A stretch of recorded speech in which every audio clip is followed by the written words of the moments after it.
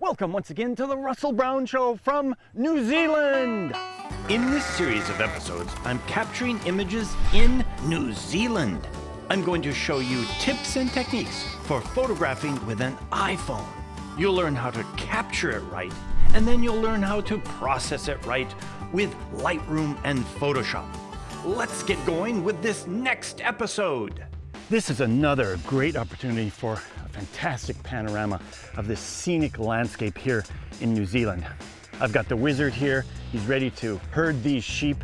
I'm going to get him here at the top of this hill, and I'm going to pan across.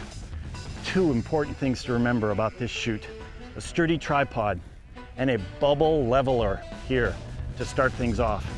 And then of course, for my panorama, I'm here on my iPhone 11. I'm going to switch to the super wide angle because it brings in all of this great landscape. And here's the most important thing of all when shooting a panorama.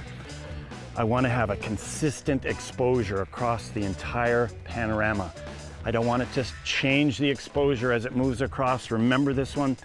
Tap and hold on the screen and you see an exposure lock and a focus lock. Bingo. I'm going to loosen up the tripod and check this out. I can pivot right on that balanced platform that I created earlier. And the really great thing about this is, as I move across the landscape, the horizon stays in the same place as it moves across. And now I have the widest and best panorama possible because I'm moving in such a smooth pattern and it's not handheld.